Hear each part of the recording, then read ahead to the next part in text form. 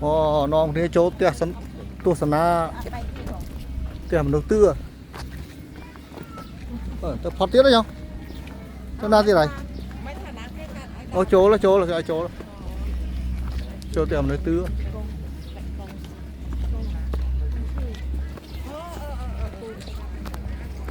chỗ là nó có thoát đã có đấy.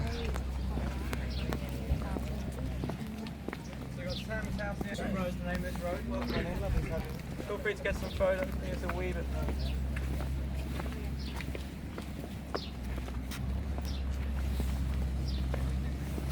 Mà chung thế cái này nó thích chết rồi. Mình còn bao thuê chỗ thì làm nơi tư đấy.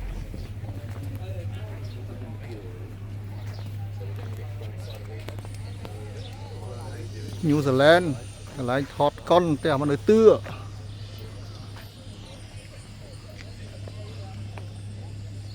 Cáiភាពស្អាតạ.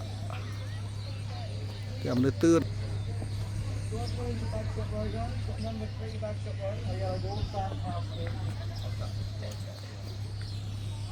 We had the actual last scene of the Lord of the Rings trilogy right here in Bagshot Road.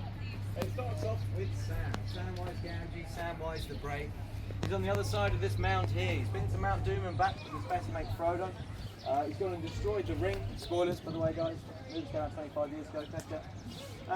He's gone and destroyed the ring. He's come back to Hobbiton. He's married the love of his life, Rosie Cotton, the barmaid at the Green Dragon pub. They've had 13 children. Just 2 in the movies, 13 in the books. That's what happens on the television. One has come on their own. If you guys want to come down a wee bit further, that'll be much appreciated. Look at it.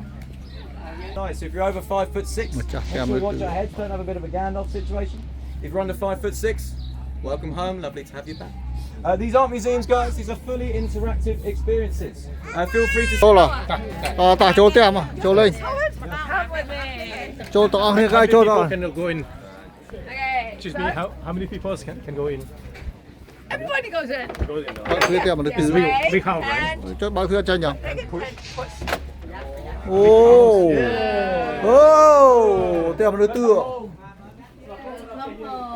Được không tem mình đầu tư đó thằng nắng hay sao vẫn nắng à? Tem mình đầu tư sao mày? Ô, mà cái tục kê nghe ạ.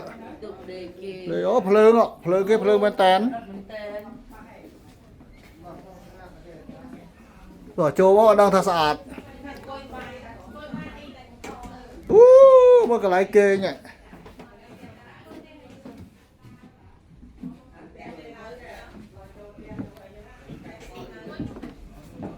À, mà nó nắng này. Nó nắng hả? Chẳng, mình cái lái tai bên đây tiếp này.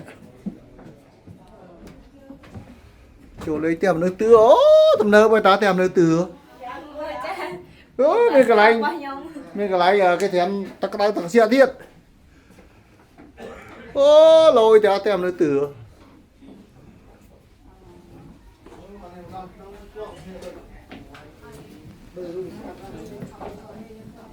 Kìa, cái lái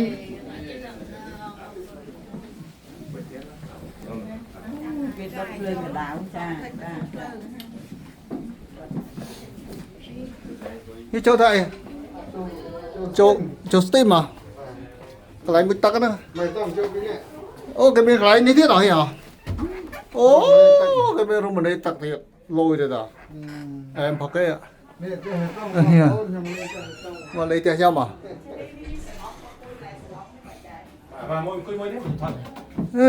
cái đây cái này cái xăm thằng đấy chứ nước tư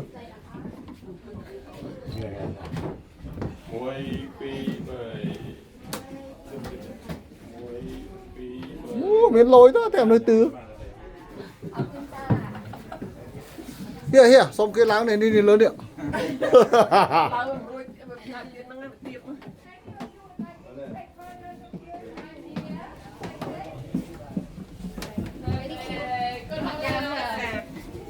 Anh ơi.